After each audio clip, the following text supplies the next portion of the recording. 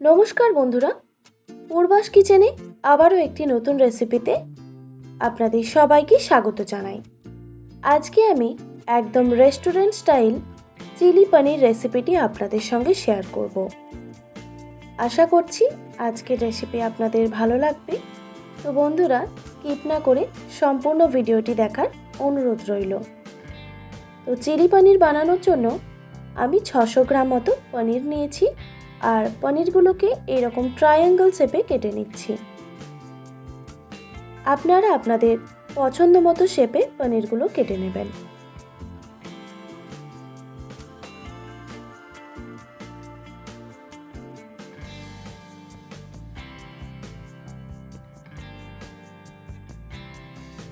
দেখুন, সব পনিরগুলো আমি কেটে নিয়েছি একইভাবে।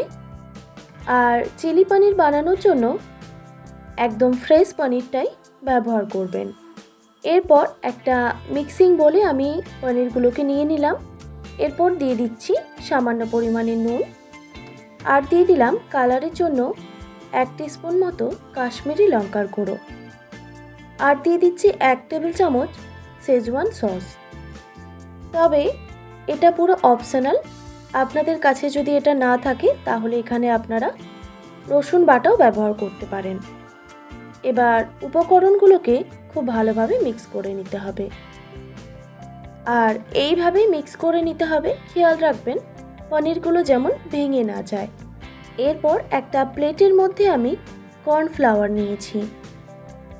কর্নফ্লাওয়ারের মধ্যে এইভাবে পনিরগুলোকে আমি ডিপ করে নেব। চাইলেই আমি ওই মিক্সিং বোলের মধ্যেই কর্নফ্লাওয়ার দিতে পারতাম, কিন্তু এইভাবে ডিপ করে নিলে পনিরের মধ্যে একটা হালকা লেয়ার আসবে আর ক্রাঞ্চি ভাব আসবে। দেখুন, একটা রেডি হয়ে গেল। এইভাবে আমি সব পনিরের মধ্যে ডিপ করে নেব।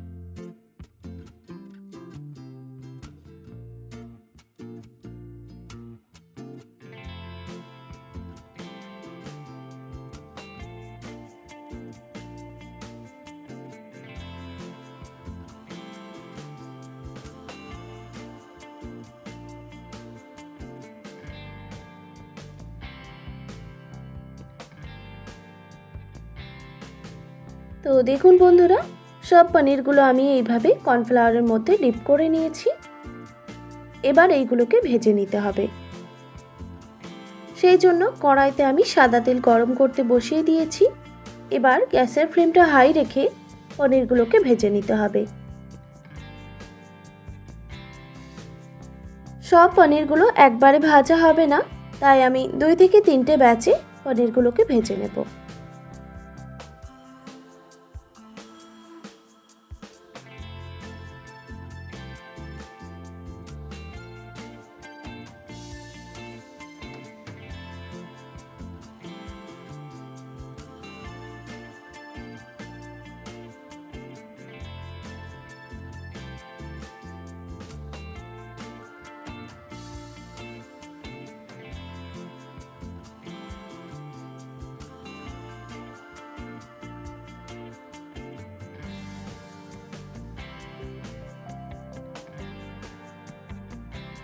পনিরগুলো ভাজতে কিন্তু বেশিক্ষণ টাইম লাগবে না, যেহেতু আমি হাই ফ্লেমে ভাজছি।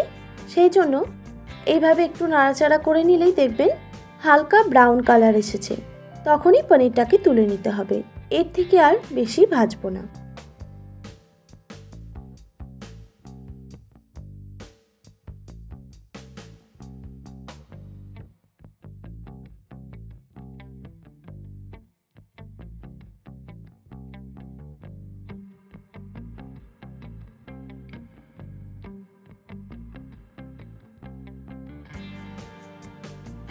একটা ব্যাচে পনিরটা আমি ভেজে নিয়েছি। এবার সেকেন্ড ব্যাচে পনিরটাকে আমি একইভাবে ভেজে নেব।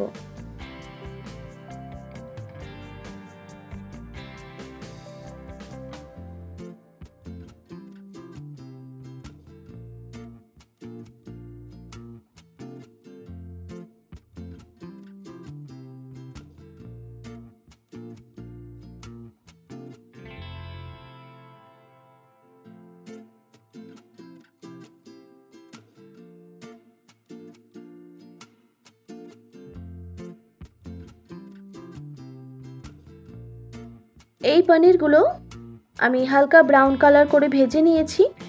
দেখুন দেখতে কতটা সুন্দর লাগছে।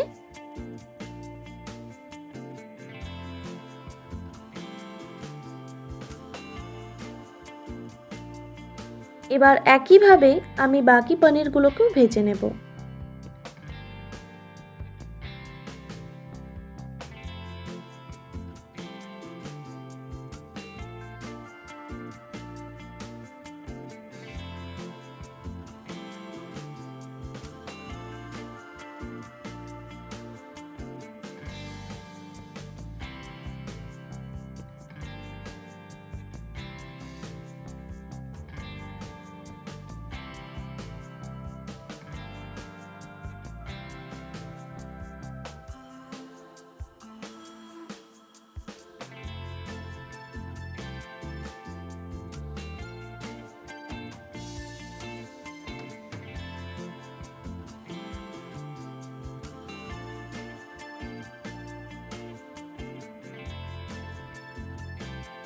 সব পনিরগুলো আমি ভেজে নিয়েছি। দেখুন ওপরটা মুচমুচে আর ভেতরটা ভীষণ সফট হয়েছে। এবার কড়াই থেকে কিছুটা পরিমাণ তেল আমি তুলে রেখে দিয়েছি, তার কারণ এতটা তেলের প্রয়োজন আমার এখানে নেই। তারপর ওই তেলের মধ্যে দিয়ে দিলাম কুচানো পেঁয়াজ, আর পেঁয়াজটাকে আমি এইভাবে কেটে নিয়েছি। এবার পেঁয়াজটাকে হালকা করে একটু ভেজে নিতে হবে।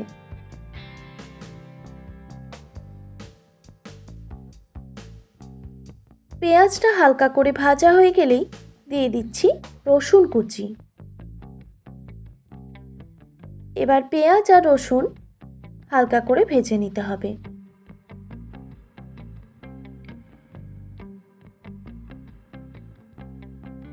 দেখুন বন্ধুরা, পেঁয়াজ আর রসুন ভাজা হয়ে গেছে। এরপর এখানে আমি দিয়ে দিচ্ছি ক্যাপসিকাম কুচি, আর ক্যাপসিকামগুলোকেও আমি এইভাবে কেটে নিয়েছি। এবার ক্যাপসিকামটাকেও ভালোভাবে ভেজে নিতে হবে।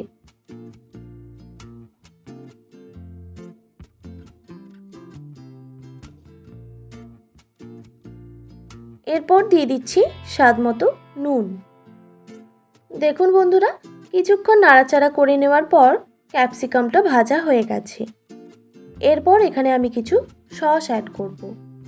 দিয়ে দিচ্ছি 1 টেবিল চামচ পরিমাণে ডার্ক সোয়া সস, আর দিয়ে দিচ্ছি 2 টেবিল চামচ পরিমাণে টমেটো কেচাপ, আর কালারের জন্য দিয়ে দিচ্ছি কাশ্মীরি লঙ্কার গুঁড়ো 1 টেবিল চামচ, আর দিয়ে দিচ্ছি 2 টেবিল চামচ পরিমাণে চিলি সস। আমি এখানে গ্রিন চিলি সস ব্যবহার করেছি। এবার উপকরণগুলোকে খুব ভালোভাবে মিক্স করে নিতে হবে।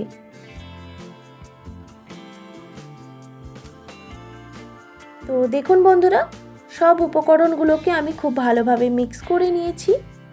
এবার এই সময় দিয়ে দিচ্ছি পরিমাণ মতো জল। আমি জলের পরিমাণটা একটু বেশিই রেখেছি। এবার খুব ভালোভাবে মিক্স করে নিয়ে গ্যাসের ফ্লেমটা হাই করে দিয়েছি, তাহলে জলটা খুব তাড়াতাড়ি ফুটে আসবে। তো দেখুন বন্ধুরা, জলটা কিন্তু ফুটে এসেছে। এবার এইভাবে আমি জলটাকে কিছুক্ষণ ফুটিয়ে নিয়েছি। তারপর দিয়ে দিচ্ছি ভেজে রাখা পনির।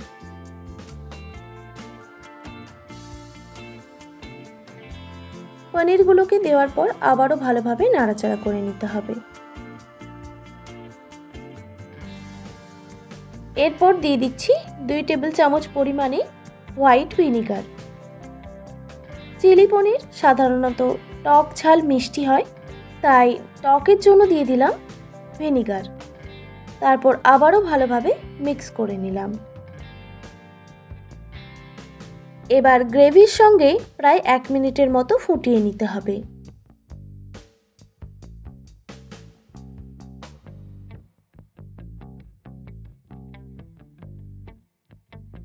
পনিরগুলো দেওয়ার পর আমি 1-1.5 মিনিট মতো ফুটিয়ে নিয়েছি। এবার দিয়ে দিচ্ছি 1 টেবিল চামচের মতো কর্নফ্লাওয়ারের ঘোল। এটা দিলে গ্রেভিটা অনেকটাই থিক লাগবে। কর্নফ্লাওয়ার দেওয়ার পর আরও কিছুক্ষণ আমি ফুটিয়ে নেব।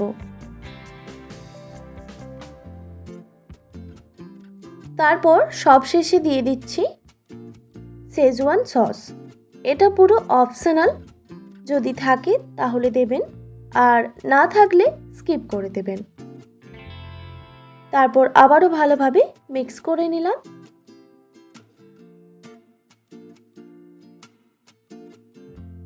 চিলি পনির একদম রেডি। এবার এটাকে গরম গরম পরিবেশন করে নেব। কি দেখে লাগছে তো একদম রেস্টুরেন্টের মতো।